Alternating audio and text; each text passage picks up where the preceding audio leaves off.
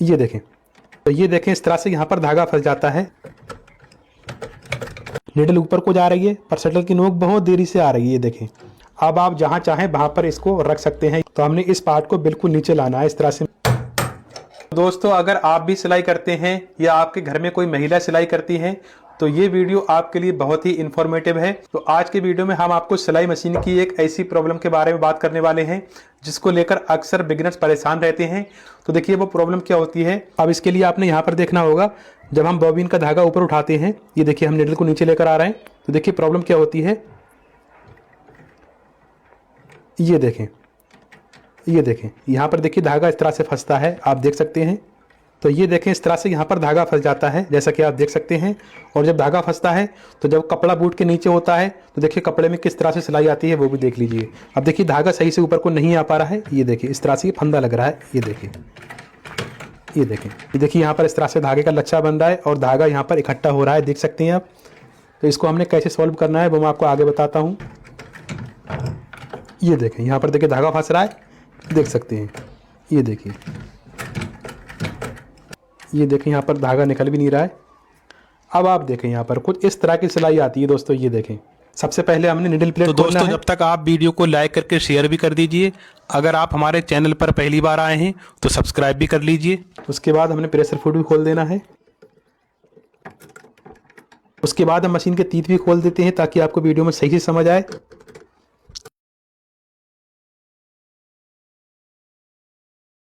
तो अब देखिए यहाँ पर मैं आपको समझाना चाहूँगा आखिर इस मशीन में फॉल्ट क्या है और ये प्रॉब्लम क्यों हो रही है। तो अब देखिए यहाँ पर आपने नोट करना है, जैसे ही मैं निडल को ऊपर उठा रहा हूँ, ये देखिए, तो देखिए शटल की नोक सामने में को आ रही है। ये देखिए ये जो स्टील वाले कलर की नोक है ना, तो ये शटल की नोक है।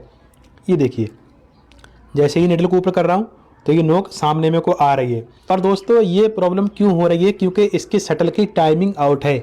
तो जब हम निडल को बिल्कुल नीचे कर देंगे, ये देखिए अब देखिए हमने मशीन का व्हील घुमाकर निडल को बिल्कुल नीचे कर दिया।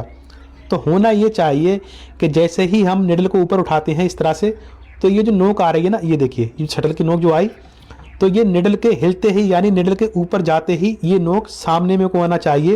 ये जो किनार है ना, ये देखें इस किनार के सेंटर में आनी चाहिए यहाँ पर। तो निडल काफ़ी ऊपर जा चुकी है और अभी नोक नहीं आई है। ये देखें तो नोक अब आई है, देखें। तो ये देखें बहुत देरी से नोक आ रही है। तो ये शटल की टाइमिंग आउट है। तो अब हमने इसको कैसे सही करना है, क्योंकि ये शटल की जब नोक देरी से आती है ना सामने में को, तो समझ लीजिए टाइमिंग आउट होती है और इसी वजह से आपकी मशीन में ये प्रॉब्लम होती है। नीचे से लच्छा देती है और शटल में धागा फंसता है। तो ये नोक काफ़ी देरी से आ रही है, काफ़ी लेट सामने में को आ रही है। तो हमने इसको कैसे सही करना है, उससे पहले आपने यहाँ पर एक चीज़ और चेक कर लेना है। अपने फ्रंट प्लेट खोलनी होगी।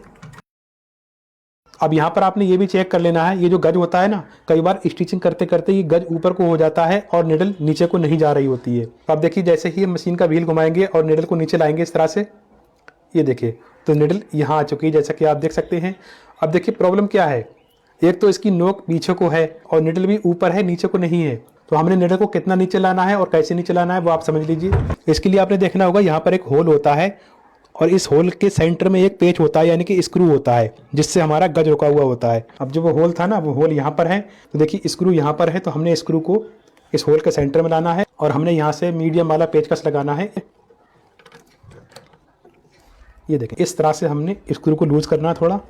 देखिए स्क्रू लूज हो चुका है। अब आप जहाँ चाहें वहाँ पर इसको रख सकते हैं यानी कि इसको सेट कर सकते हैं। अब देखिए इस तरह से जब हम मशीन का व्हील घुमा रहे हैं तो देखिए इसका गज फ्री हो गया और ये इसका गज ऊपर नीचे नहीं हो रहा है। ये देखिए सिर्फ ये वाला पार्ट ऊपर नीचे हो रहा है। ये देखें इस तरह से। तो हमने सबसे पहले ये करना होगा, जो ये वाला पार्ट होता है ना, तो हमने इस पार्ट को बिल्कुल नीचे लाना है। इस तरह से मशीन का व्हील घुमाएंगे, ये देखिए बिल्कुल नीचे आ गया ना। तो हमने इस तरह से नीचे लाना है और धीरे धीरे नीचे लाएंगे। बस हमने ये देखना है कि निडल हमारी उंगली में टच होना चाहिए। ये देखिए अब ये टच हो रही है। अब हमने क्या करना है, जो ये वाला होल है, हमने यहाँ पर होल में पेचकस लगा करके नट को टाइट कर देना है। ये देखिए हमने स्क्रू को टाइट कर दिया। अब देखिए इसका गज ऊपर नीचे होने लगा है। जब इसमें ऑयल नहीं पड़ा, इसकी वजह से मशीन आवाज़ कर रही है। तो अब देखिए इस तरह से मैं उंगली लगा रहा हूँ, तो देखिए हमारी उंगली में निडल टच हो रही है। इस तरह से देख सकते हैं आप।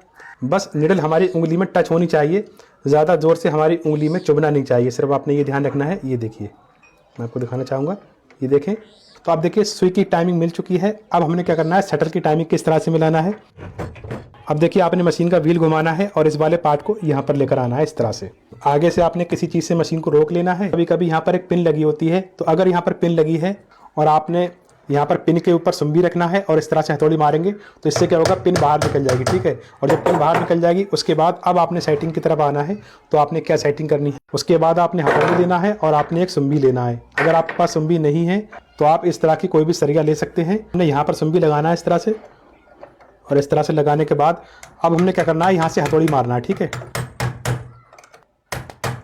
चलिए आप चाहें तो किसी बड़ी सरिया को ले सकते हैं, इस तरह से आप कर सकते हैं। अब यहाँ पर हथौड़ी मारने के बाद हमने चेक करना है शटल की नोक आगे को आई या नहीं। अब यहाँ पर आपने ये भी ध्यान रखना है, अगर आपने ज़्यादा ज़ोर से ठोक मार दी तो देखिए शटल की नोक पहले ही आगे आ जाएगी, तो भी टाइमिंग आउट हो रही है। तो अब देखिए ज़्यादा आगे आ गई तो अब मुझे पीछे भी करना होगा इसको, क्योंकि शटल की नोक जब आगे लाना होती है तो हमने इसको नीचे करके यहाँ से ठोकना होता है। अगर हमने नोक पीछे करना होती है तो हमने इसको यहाँ रखना होता है इस तरह से, क्योंकि अभी ज़्यादा आगे को आ गई है। तो अब यहाँ पर आपने चेक करना है, जैसे ही निडल ऊपर को जा रही है शटर की नोक एकदम सामने में को आ रही है, ये देखें। तो अब आप यहाँ पर देख सकते हैं ये जो नीचे स्टील कलर की दिख रही है ना, ये देखें, ये शटल की नोक है। तो जैसे ही मैं निडल को ऊपर उठाऊंगा, मशीन का व्हील घुमाऊंगा तो इसकी नोक एकदम से सामने को आ रही है, ये देखिए। इसका मतलब है इसकी टाइमिंग बिल्कुल मिल चुकी है। अब यहाँ पर आपने ये भी देख लेना है, शटल की नोक और सुई के बीच में यहाँ पर गैप भी नहीं होना चाहिए और बीच में शटल की नोक सुई से टकराना भी नहीं चाहिए। ये देखें इस तरह से, ये बिल्कुल सही है।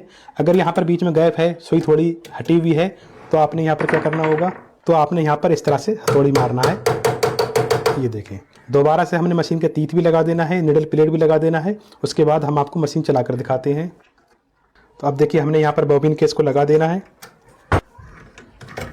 ये देखिए कितनी आसानी से धागा उठ गया ना। अब हम सिलाई लगा कर दिखाते हैं। अभी मैं आपको नीचे की सिलाई भी दिखाता हूँ और आप यहाँ पर भी नोट करिए, देखिए यहाँ पर भी धागा बिल्कुल भी नहीं फंस रहा है। अब मैं आपको दिखाता हूँ, ये देखिए। तो अब आप इसकी नीचे की सिलाई भी देख सकते हैं और आप इसकी ऊपर की सिलाई भी देख सकते हैं, कितना फिनिशिंग के साथ में इसका टाँका आ रहा है। तो आप भी इस तरह से घर बैठे बहुत ही आसानी से अपनी मशीन को सही कर सकते हैं। तो दोस्तों मिलते हैं नेक्स्ट वीडियो में।